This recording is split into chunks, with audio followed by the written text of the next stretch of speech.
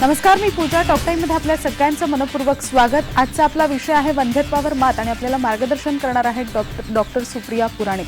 सगळ्यात आधी मी तुम्हाला डॉक्टरांची थोडक्यात ओळख करून देते. डॉक्टर सुप्रिया पुराणिक या ज्या आहेत त्या वंध्यत्व चिकित्सा आणि दुर्बिणीद्वारे शस्त्रक्रिया जी आहे त्यांची ती जर्मनीमधून पूर्ण झालेली आहे आणि त्यांना या क्षेत्राचा जवळजवळ 15 वर्षाचा असा प्रदीर्घ अनुभव आहे. त्याचप्रमाणे डॉक्टर सुप्रिया पुराणिक या अतिशय अनुभवी अशा गायनेकोलॉजिस्ट सुद्धा आहेत. दुर्बिणीद्वारे केल्या जाणाऱ्या शस्त्रक्रिया यामध्ये त्यांना विशेष प्रावीण्य सुद्धा प्राप्त झालेलं आहे. कष्टाळू, महत्त्वाकांक्षी आणि आपल्या कामाला वाहून घेतलेल्या अशांपैकी एक असे या डॉक्टरांना सुद्धा संबोधता येईल. त्याचप्रमाणे गुंतागुंतीची जी गर्भधारणा असते त्या क्षेत्रामध्ये त्यांनी आतापर्यंत बऱ्याच स्त्रियांना महत्त्वपूर्ण असं मार्गदर्शन केलेलं आहे आणि ते सक्सेस सुद्धा झालेलं आहे. त्याचप्रमाणे सातारा जिल्ह्यातली जी पहिली टेस्ट ट्यूब बेबी आहे ती सुद्धा डॉक्टरांनी केलेलं, म्हणजे डॉक्टरांनी केले असं श्रेय त्यांच्याकडे जाते. त्याचप्रमाणे आतापर्यंत अनेक जोडप्यांच्या चेहऱ्यावर, म्हणजे ज्यांना वंध्यत्वाचा त्रास होता अशा अनेक जोडप्यांच्या चेहऱ्यावर त्यांनी हसू सुद्धा फुलवलेलं आहे. त्याचप्रमाणे त्यांचं यश जे आहे ते जागतिक स्तरावर मापन करण्यायोग्य आहे. डॉक्टर आपल्या स्टुडिओमध्ये आलेले आहेत, त्यांचं स्वागत करूया आणि लगेचच आजच्या आपल्या चर्चेला सुरुवात करूया. डॉक्टर, सगळ्यात आधी आमच्या स्टुडिओमध्ये आपलं मनपूर्वक स्वागत. नमस्कार. जसं मी म्हटलं की तुम्ही अतिशय प्रसिद्ध अशा गायनेकोलॉजिस्ट आहात, तर मला सगळ्यात पहिला असा प्रश्न विचारायचा आहे, तो मला वाटतं सगळ्या जोडप्यांमध्ये कॉमन असेल की लग्नाला जर आपल्याला साधारण 2 वर्ष झाली की 2 वर्षात आपल्याला जर मूल नाही झालं तर त्या जोडप्यांच्या मनात एक शंका निर्माण होते किंवा एक भीती तयार होते की आपल्याला काही त्रास तर नाहीये ना, आणि मग त्या वेगवेगळ्या विषयांकडे ती जी विषय आहे तो वळायला लागतो. तर मला असं विचारायचं की यासाठी तुम्ही कसं काय मार्गदर्शन करता आणि हे मार्गदर्शन जे आहे ते त्या जोडप्यांनी कधी घेतलं पाहिजे? एक वर्षभर जेव्हा अपत्यप्राप्तीसाठी प्रयत्न करूनही जर गर्भधारणा झाली नाही तर आपण IVF कन्सल्टंटचा किंवा वंध्यत्व निवारणासाठी सल्ला घ्यायला सांगतो. पण ज्या स्त्रीचं वय 35 वर्षापेक्षा जास्त आहे, ज्या स्त्रीची मासिक पाळी अनियमित आहे किंवा तिच्या पोटावर कुठली शस्त्रक्रिया जर झालेली असेल तेव्हा अशा लोकांना, अशा कपल्सना आपण लवकर सल्ला घेण्यासाठी सांगतो. त्याचबरोबर जर तिच्या जोडीदाराच्या सीमेनमध्ये, वीर्यामध्ये शुक्राणूंची संख्या जर कमी असेल किंवा हालचाल कमी असेल तर त्यांनी लवकरच सल्ला घ्यावा, मार्गदर्शन घ्यावं. त्यांनी वर्षभर सुद्धा वाट बघू नये. नक्कीच. तुम्ही जसं म्हणता की वर्षभरात जर का हा त्रास आपल्याला जाणवायला लागला तर योग्य डॉक्टराचा सल्ला घेऊन त्यावर योग्य उपचार करणं गरजेचं असतं. डॉक्टर, मला हेच म्हणायचंय की तुम्ही जसं म्हणालात की सुरुवातीला आपण IVF कडे वळतो, तर IVF कडे वळत असताना त्यासाठी लोकांच्या मनात सुद्धा ही ट्रीटमेंट घेत असताना बऱ्याच शंका असतात. तर त्यासाठी तुम्ही कसं काय त्या लोकांना समजवता किंवा कसं काय त्या लोकांना मार्गदर्शन करता आणि यामध्ये डॉक्टरांची भूमिका किंवा त्या जोडप्याची भूमिका कितपत महत्त्वाची असते? पूजा, खरं सांगायचं म्हणजे प्रत्येक वंध्यत्व पीडित जोडप्यांना IVF ची गरज लागेलच असं काही नाहीये.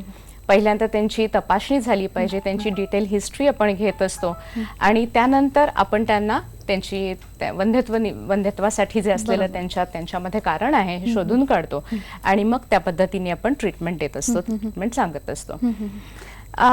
जेव्हा सगळे उपाय थकतात, नैसर्गिक गर्भधारणा काही घडत नाही, तेव्हा आपण मग शेवटी IVFचा आधार घेतो. खरंच IVF ही जी टेक्नॉलॉजी आहे ही वंध्यत्व पीडित लोकांसाठी अगदी वरदान आहे. पण जेव्हा पेशंट IVF साठी किंवा आपण डॉक्टर सल्ला देतो की आता तुम्हाला IVF केलं पाहिजे, तेव्हा पेशंटच्या मनात अतिशय काहूर माजलेलं असतं.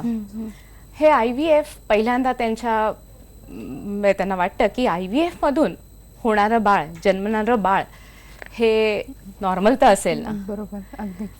पण खरं सांगायचं म्हणजे IVF जेव्हा केलं जातं तेव्हा स्त्रियांचे आपण स्त्रीबीज काढून घेतले जातात, तिच्या जोडीदाराचे वीर्य घेतले जातं आणि हे सशक्त बीज घेऊन आपण त्यांचे गर्भ बनवत असतो. त्यामुळे हे बाळ नक्कीच हेल्दी, नॉर्मल असतं. नक्कीच.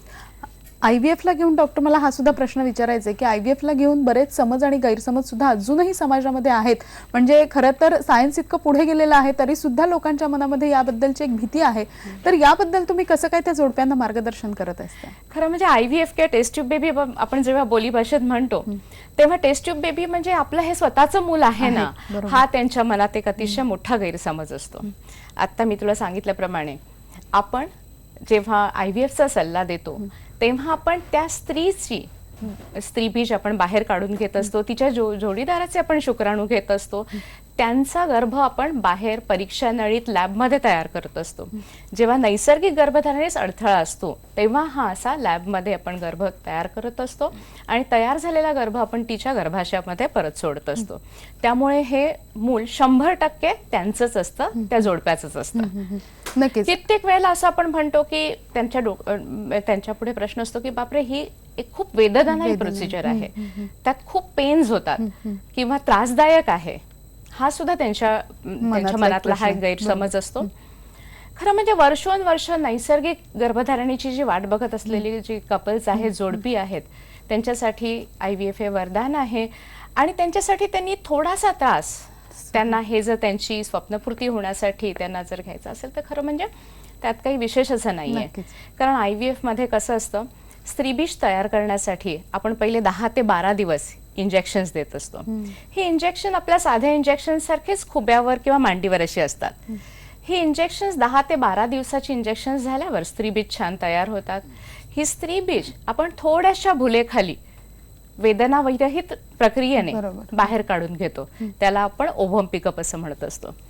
ही बाहेर काढलेली स्त्रीबीज आपण तिच्या जोडीदाराच्या शुक्राणूंबरोबर त्याचं लॅबमध्ये परीक्षा नळीमध्ये आपण त्याचं फलन करत असतो.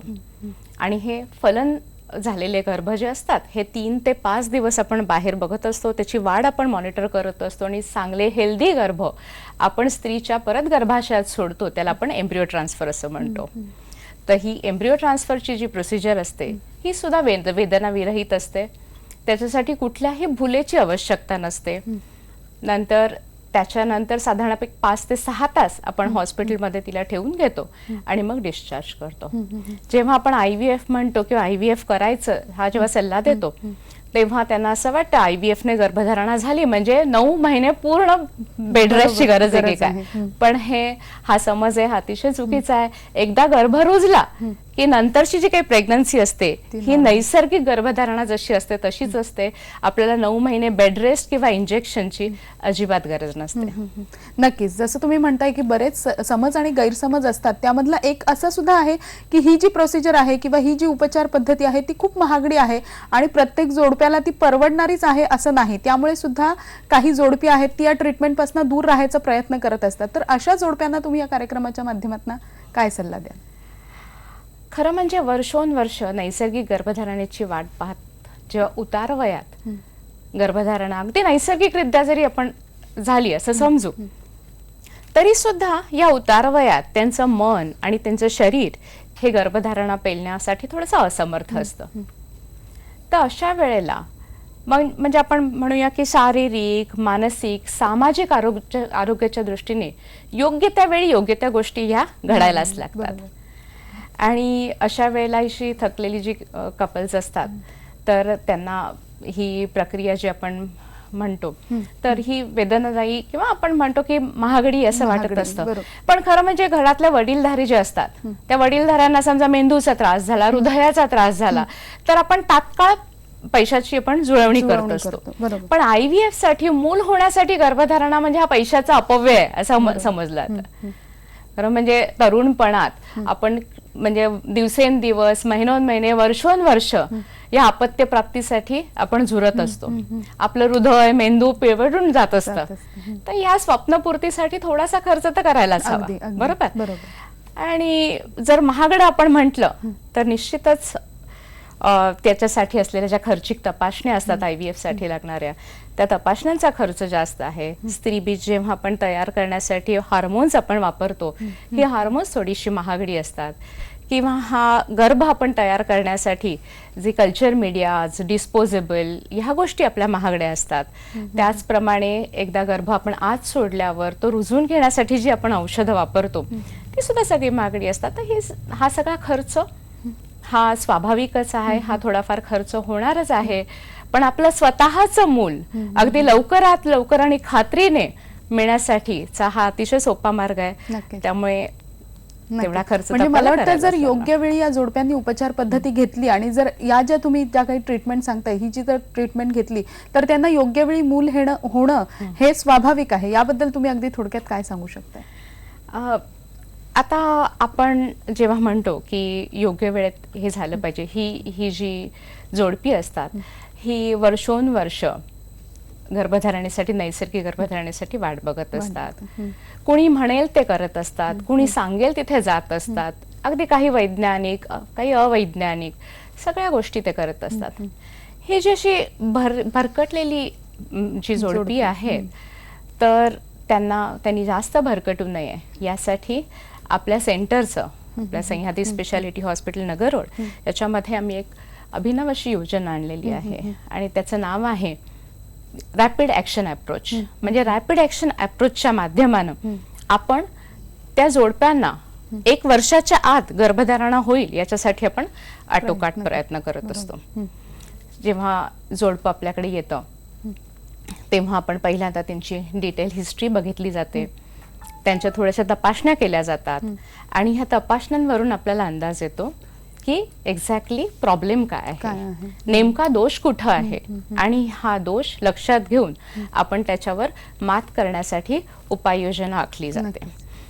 वंध्यत्व निवारणासाठी फक्त IVF, मी मगाशी म्हटल्याप्रमाणे फक्त IVF हीच काही उपाययोजना नाहीये, उपचार पद्धती नाहीये.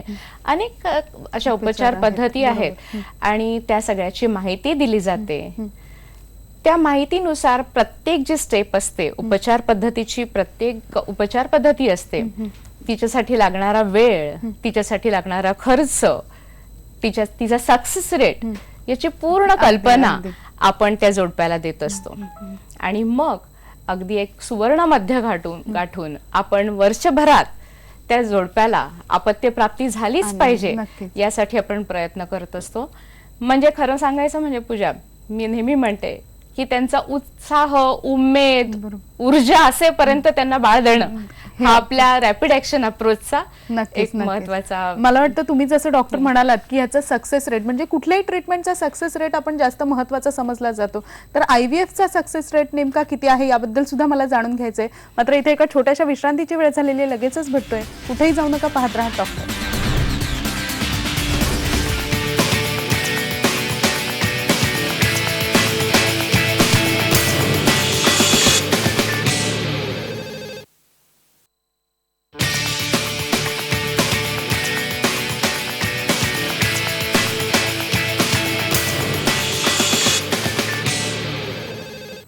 डॉक्टरमध्ये आपल्या सगळ्यांचं पुन्हा एकदा स्वागत. आपला विषय आहे वंध्यत्वावर मात आणि आपल्याला मार्गदर्शन करतायत डॉक्टर सुप्रिया पुराणिक.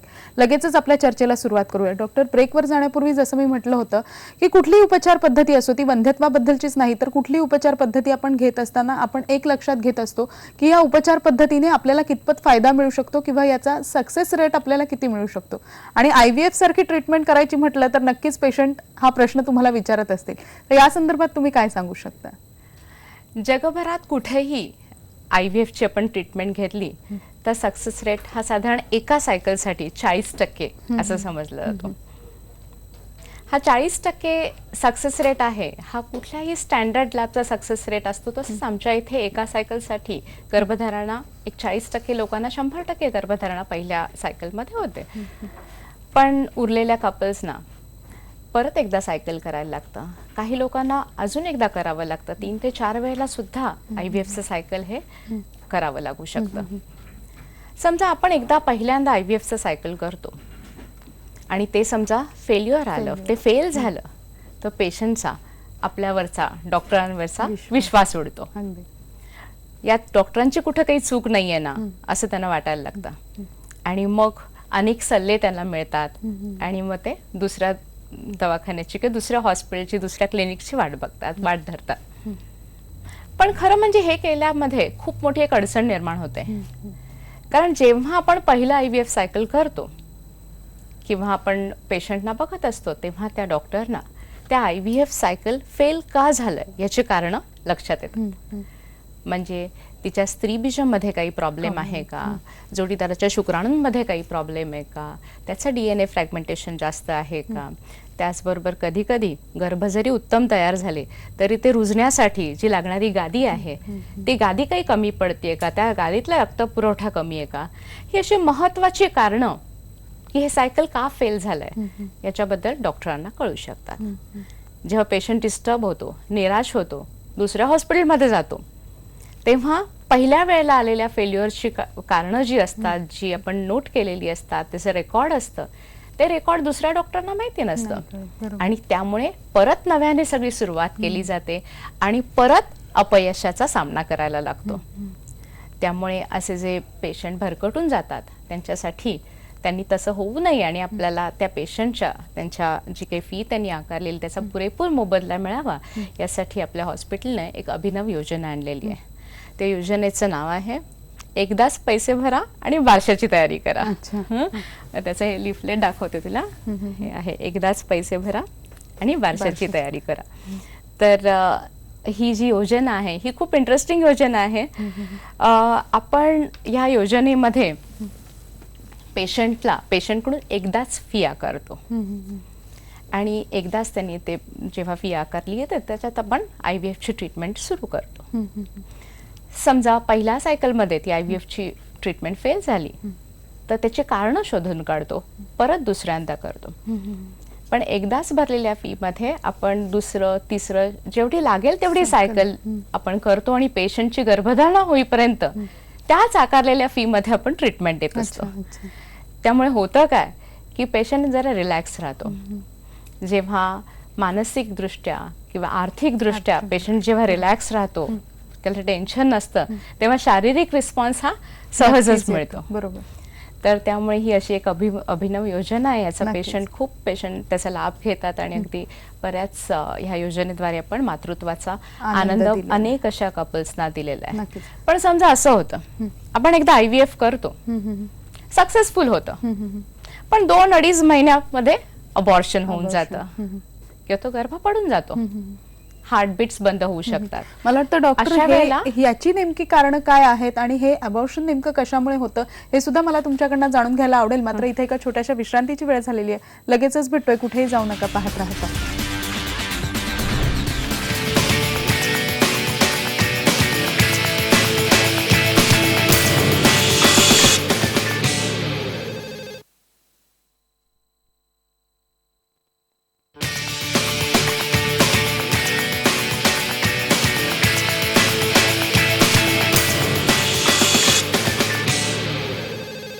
टॉक टाइम मध्ये आपलं स्वागत. आपला विषय आहे वंध्यत्वावर मात आणि मार्गदर्शन करतायत डॉक्टर सुप्रिया पुराणिक. लगेचच चर्चेला सुरुवात करूया.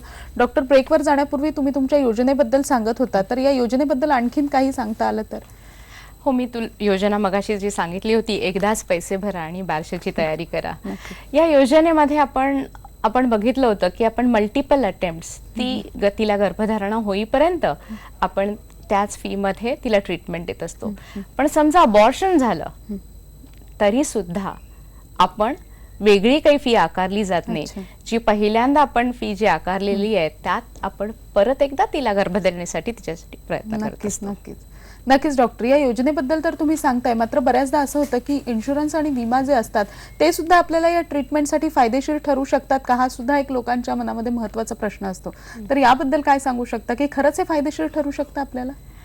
खरं म्हणजे इन्शुरन्स जर आपण बघितला तर वंध्यत्वाच्या ट्रीटमेंटसाठी कुठलाच इन्शुरन्स आपल्याला कव्हर करत नाही किंवा कामी येत नाही. पण विमा इन्शुरन्स नाही, पण अलीकडे आपल्याला IVFच्या ट्रीटमेंटसाठी कर्ज नक्कीच मिळू शकतं. काही नॉन बँकिंग सर्व्हिसेस आहेत, फायनान्शियल सर्व्हिसेस किंवा फायनान्शियल कंपनीज, हे आपल्याला 0 इंटरेस्ट रेटने, 0 व्याजदराने IVF साठी कर्जाचा पुरवठा करत असतात. जसं आपण घर गाडी घेण्यासाठी आपण कर्ज अप्लाय करत असतो आणि अगदी ते सुलभ हप्त्याने पण फेडत असतो, तसंच गर्भधारणेसाठी IVF जेव्हा सल्ला दिला जातो तेव्हा तेवढी मोठी रक्कम पटकन काही तयार नसते. पण निश्चितच जर आपल्याला कर्ज मिळालं तर मग आपण सुलभ हप्त्यामध्ये ट्रीटमेंट आपण करून एकदा का कन्सीव्ह झालं की सुलभ हप्त्यामध्ये आपण ते फेडू शकतो. त्यामुळे जरी इन्शुरन्सची नाही तरी ही जी कर्ज बँकिंग आपल्याला म्हणजे कर्ज आपल्याला IVFच्या ट्रीटमेंटसाठी नक्कीच मिळू शकतं आणि तेही 0% व्याजदराने. तर ती सुद्धा सेवा आपल्याकडे उपलब्ध आहे. नक्कीच डॉक्टर, तुम्ही इथे आलात आणि ज्या जोडप्यांना खरंच मातृत्वाचा आनंद घ्यायचा आहे अशा स्त्रियांना तुम्ही इतका महत्त्वपूर्ण असा सल्ला दिला, त्याबद्दल आपले मनपूर्वक आभार. नमस्कार. टॉक टाइम मध्ये आज आपण इथेच थांबतोय, मात्र तुम्ही कुठेही जाऊ नका, पाहत रहा IVN लोकमत.